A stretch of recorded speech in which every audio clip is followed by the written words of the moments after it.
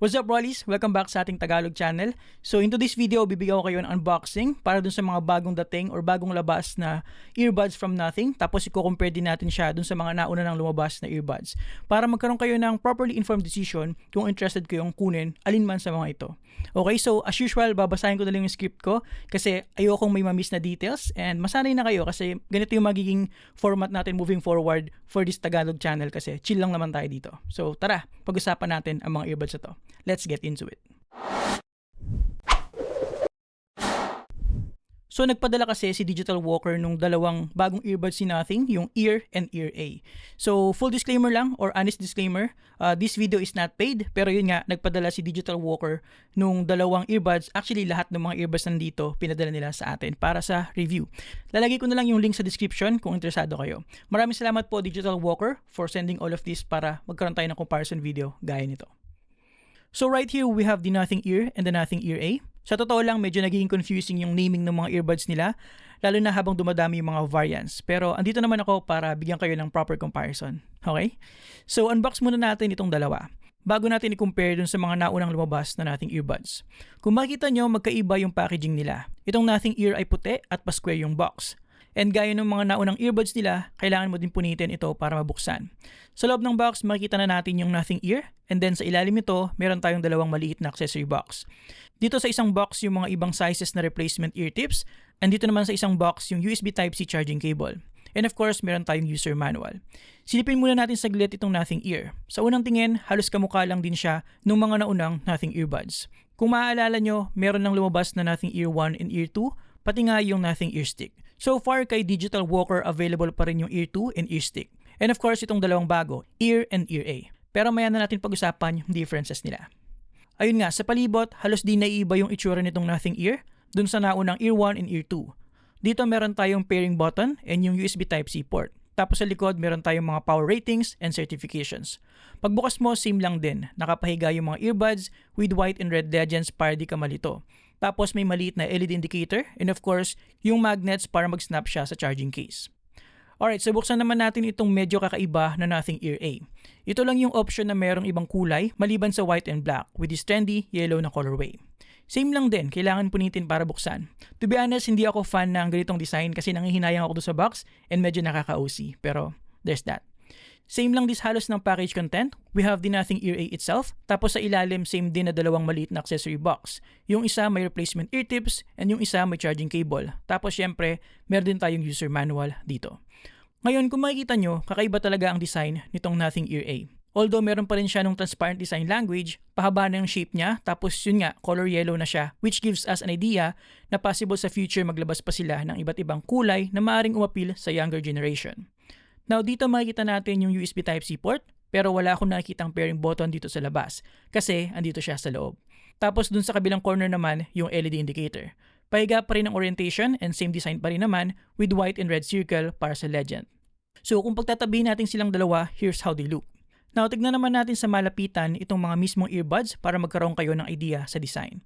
Same pa rin naman, transparent yung stem, pero napakalinis ng design. Parang pinag-isipan talaga yung design language para maging aesthetic nga.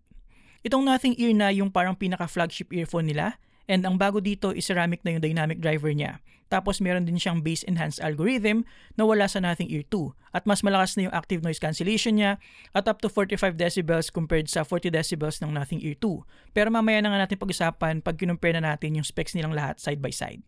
Overall design-wise, halos hindi nagkakalayo lahat ng Nothing earbuds pagdating sa mismong unit. Ang naiiba lang talaga is yung Nothing Ear Stick kasi parang lalagayan ng gamot or lipstick yung kanyang case tapos walang rubber ear tip. So ayun, kahit itong bagong trendy na Nothing Ear A, halos kulay lang din ang naiba. Siyempre, iba yung look ng internals kasi iba yung components pero generally, magkakamukha pa rin sila. So in terms of overall fit and comfort, magiging pareho lang siguro ang magiging experience nyo. So with the unboxing and parts overview nitong dalawang bagong earphones from Nothing, tara compare naman natin sila side by side lahat-lahat. Ayan, kung makikita nyo, ito yung mga naunang Nothing Ear 1 and 2 and halos magkakapareho lang talaga sila. May mga minor differences sa design pero nothing significant para sa akin. If anything, ang difference lang nila is mas malaki ng konti yung charging case ng unang Nothing Ear 1. Tapos flat yung ilalim niya at gasgasin, di gaya ng mga sumunod na hindi na tumatama yung transparent plastic sa surface kaya hindi na madaling magasgasan. So ayan, kahit pag binuksan mo, they look almost exactly the same. Pero syempre, kakaiba nga itong Nothing Ear A. And of course, yung naunang Nothing Ear Stick. Ngayon, focus natin yung side-by-side comparison para sa lahat nitong apat na Nothing earbuds para magkaroon kayo ng idea kung ano nga ba yung bagay sa inyo depende sa budget nyo at depende sa pangailangan nyo in terms of specifications. Lagay ko na rin yung price sa baba para makita nyo yung overall value. Makikita nyo din itong mga specifications and comparison na ito sa website ni Nothing, pero hinighlight ko na lahat yung mga differences nila para mas madali nyo maintindihan. So yung Nothing Ear 1 as far as I know ay phased out na kasi wala na siya sa website ni Digital Walker as well as sa online stores nila sa Shopee and Lazada, pero we'll still use it as a reference para sa mga naging upgrades ng mga susunod na earbuds dito. So yung Ear 2 is still available to purchase, and aside from the graphene material, sinamahan na din nila ng PU, tapos mas naging magaan na siya with 4.5 grams of weight. Tumaas din yung frequency range to 5,000 Hz, nagkaroon ng adaptive sync support, high-res audio certified na din, may LHDC 5.0 support and dual connection, tapos supported na din niya yung advanced equalizer and profile sharing na makikita sa Nothing X mobile app. So mas malaki yung freedom for you to further customize yung sound signature, and aside from that, supported na din yung personal sound profile feature kung saan maa-align yung sound signature depende sa hearing ability and age mo. In theory, magiging mas malinaw yung tunog kahit di mo ganun lakasan ang volume. And ang maganda pa dito, mas mahaba na yung battery life niya, up to 6.3 hours. Aside from that, better na din ang water and dust resistance niya. Now, moving up to the latest offer ni Nothing pagdating sa earbuds, nandito na nga yung Nothing Ear, which is yung current flagship nila. Ceramic na yung gamit nilang dynamic driver material, so mas klaro na yung tunog, tapos in-improve din nila yung flexibility ng diaphragm for deeper bass. Aside from that, medyo bumigat ng konti compared sa Ear 2 at 4.62 grams, pero mas mahaba na din yung battery life at 8.5 hours, so not a bad trade-off I would say. Mas lumakas na din yung active noise cancellation niya up to 45 decibels, and meron na din siyang smart ANC algorithm kung saan na-detect niya yung level ng seal ng earbud sa tenga mo at kusang nag-a-adjust ng level of noise cancellation para laging solid ang isolation ng tunog. Now, may LHDC 5.0 support na din ito, and meron din siyang bass enhance algorithm kung saan automatic niyang i-enhance yung bass and low end depende sa pinapakinggan mo. Matatagal and mako-customize mo ito via the Nothing X app. So yung mga features na ito ay lilitaw lang sa app depende kung supported ng earbuds na napili mo. Aside from that, gaya nga ng sabi ko kanina, mas mahaba na yung battery life niya at 8.5 hours. Naalala ko tuloy dati, isa sa mga hindi ko nagustuhan doon sa Nothing Ear 1 is sobrang iksi lang ng battery life niya, 5 hours lang. So at least dito na-improve na. Tapos itong Nothing Ear, pwede mo na magamit up to 10 hours with the help of the charging case for only 10 minutes of charging, and may wireless charging din siya up to 2.5 watts. So very convenient gamitin compared sa mga nauna or compared sa other options. Now itong dilaw na Nothing Ear A naman, bukod sa kakaibang design nito, ay siya din ang pinakamura sa lahat. So tama nga yung sinabi ko kanina na pwedeng-pwede ito sa mga younger generation, sa mga students, and yung mga sakto lang yung budget. Kung titingnan nyo nga sa website ni Digital Walker, pwede mo pa siyang mabili for only 5,990 Philippine pesos. Pero syempre, since mas mura siya and hindi siya yung flagship earbuds ni Nothing, may mga sulok na kailangan putulin. So yung dynamic driver material niya is hindi na ceramic, ito ay gumagamit ng PMI plus TPU. To be honest, wala akong idea kung ano ba ibig sabihin ng PMI. Nag-try ako mag-google and sumakit yung ulo ko. So yeah, but yun nga, hindi na siya ceramic and iba na yung material na gamit niya. Yung weight niya medyo mas mabigat na rin at around 4.8 grams, pero ito naman yung pinakami mahabang battery life at almost 10 hours, so good drawback na din para sa akin. Aside from that, ang mga dilang kasama na features are LHDC 5.0, yung dalawang options sa app when it comes to sound signature customization, and wala siyang wireless charging. Pero meron pa rin naman siyang equalizer, yung simple mode nga lang, and meron din siya nung bass enhance feature, so not bad na din. And sabi ko nga, ang haba ng battery life, tapos kung trip mo yung yellow, ito lang yung option mo.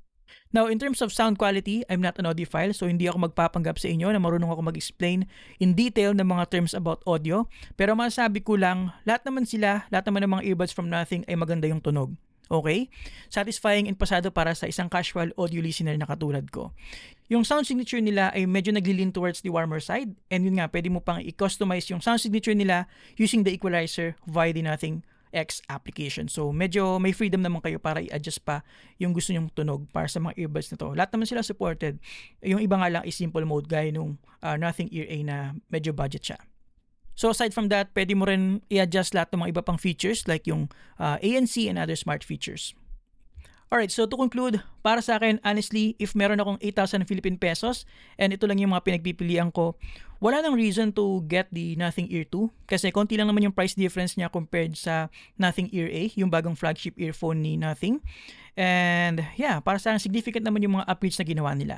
Ngayon, kung maliit lang yung budget mo, I highly suggest na pwede mong i-consider yung Nothing Ear A kasi konti lang naman yung mga tinanggal nilang features, hindi naman siya masyadong significant, especially kung sound lang naman yung pagbabasehan natin, di ba? Ang tinanggal lang naman is yung wireless charging, tapos yung a couple of sound profiles na okay lang naman kasi may equalizer pa rin naman siya, simple mode nga lang, pero in terms of overall sound, hindi naman siguro sila magkakalayo. Okay? And napakalayo ng difference compared sa Nothing Ear A and of course yung flagship Nothing Ear. So, yun. So ayun, actually tamang-tama yung timing ng video na ito kasi si Digital Walker ay magkakaroon ng Nothing Brand Day promo starting on August 21 to August 25 kung saan pwede kayo maka 2,000 pesos off on select Nothing products, hindi lang dito, pati yung mga phone nila. And I think pag bumili kayo ng earbuds, magkakaroon kayo ng free t-shirt. So lagi ko na lang yung link sa description para sa promotion as well as mga links nito, mga products nito in case interested kayo. And please use my affiliate link para kahit papaano ay matulungan nyo ako sa channel na to kasi hindi pa monetize ang channel na to. Na-demonetize kasi to nung matagal akong hindi nakapag-upload.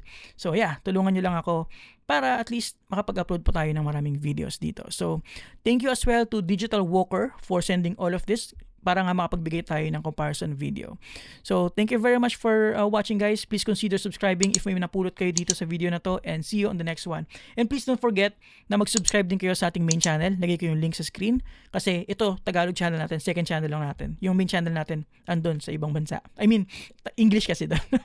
Alright, so thank you for watching and see you on the next one. Salamat sa panonood. You're awesome.